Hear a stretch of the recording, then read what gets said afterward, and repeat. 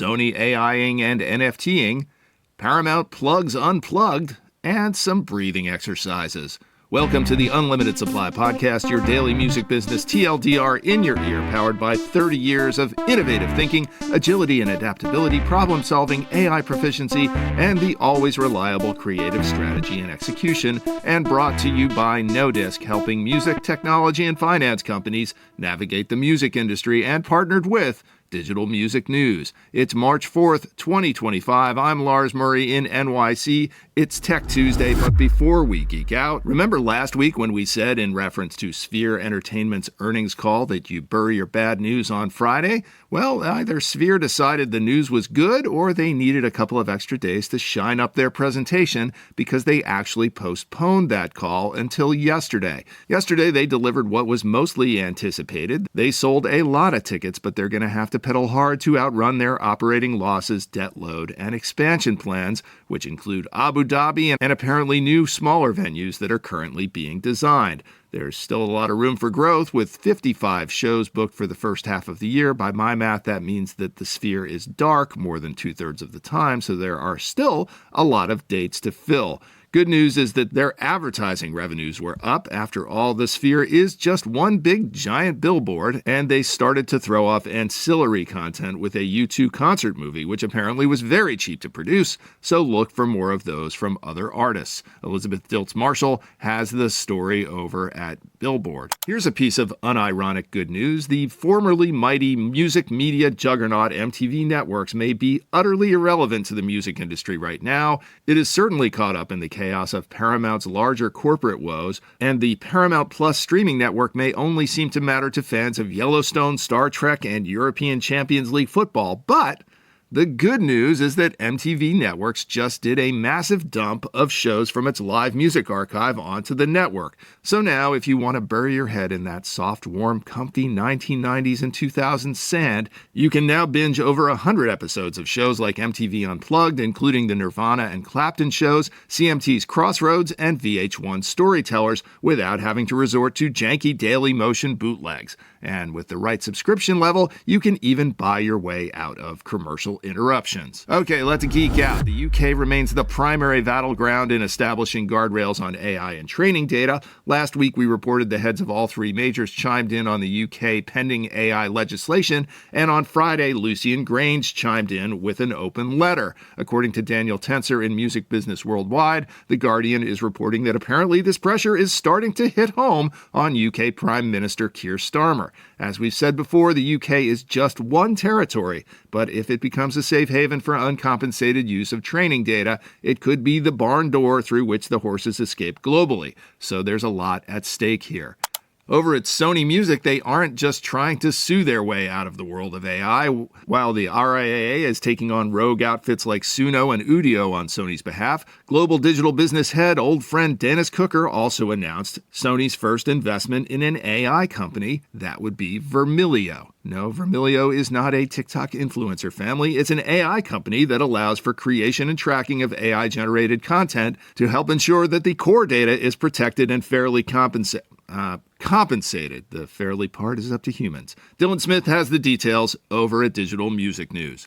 And Sony is not just AI-ing, it's NFT-ing. Web3 and NFTs aren't dead yet, and they keep popping up. Of course, smart people in the business understand that NFTs can work if there's something valuable underlying them, but until that's the rule rather than the exception, all this innovative thinking, agility, adaptability, and problem solving is still gonna take a minute. Sony Music Japan is taking advantage of Sony's proprietary token Sonium. Expect that to show up in the next Spider-Man movie. Anyway, as their J-pop group Sandal Telephone winds down operations, Sony will attempt to enshrine the band's legacy in a Sonium NFT. Will Sonium be a DOA format like their long-forgotten Sony Connect download format or the mini disc? Great technology, bad timing on that one. Or will it be successful like PlayStation? They've done it before, but it's a crowded market. Either way, Sandal Telephone will find out. I'm going to go ahead and make the bold and perhaps dubious assertion that way back in the day when Prince decided to drop out of the mainstream distribution world and tried things like early subscription schemes and giving away CDs in newspapers, he hamstrung his legacy with underexposure to the extent that at least half or more of his career didn't achieve mass reach. Around the office, we used to call this hiding the music. Well, Snoop Dogg's talent to ubiquity ratio is probably just about the inverse of Prince's, but it looks like he's about to hide the music himself. He's taking his catalog off of Spotify and onto the Web3 platform Tune.fm. Now, it's hard to criticize him for taking the short-term gain. Maybe he'll spark an exodus from Spotify and an influx onto Tune.fm. But if he makes good on removing his music and death row catalog from Spotify, he's leaving a lot of network effect and legacy building ubiquity on the table. Maybe it'll work. I'm not holding my breath. 3 deep breaths. In through the nose and out through the mouth. And that's another Tech Tuesday. If all of this has you stressed out, you might want to read a Billboard editorial from Nick Maiale of Jump Global, who may be the first person in recorded music history to go straight at the stress and mental health challenges that go with working in this crazy business.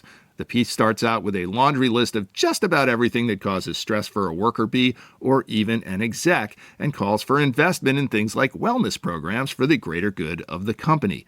Make sure you're practicing your breathing exercises, most of all, not holding your breath for that one, as top execs extol their own expensive wellness practices and routines while simultaneously imposing crushing workloads and low compensation on their employees. But it's all got to start somewhere, so good on you, Nick, and good on you, old friend Marni Wandner, who appears in the article too. Everybody take 3 deep breaths, in through the nose and out through the mouth, and wish Nick success on his quest.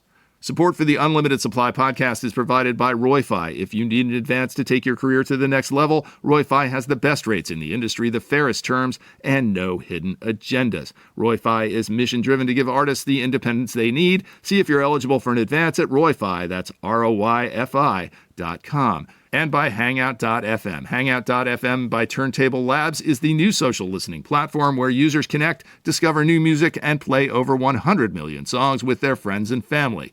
If you like what you hear, hit that follow button wherever you get your pods. I live for your praise and encouragement, but don't just tell me. Seriously, it only matters if you drop us a rating and or a review on Apple Podcasts, YouTube, or Spotify, and tell a friend or 3, preferably 5 times, because everything in digital music needs to be repeated 5 times to sink in. Links are in the show notes, but you can also visit unlimitedsupplypod.com to sign up for our newsletter, to tell us what you think about the show, to suggest feature ideas, to feed us info, to feed us lunch, to call us out on our dubious assertions, and to tell us what we're missing out on. I'm Lars Murray, and remember, in this business, no conflict means no interest.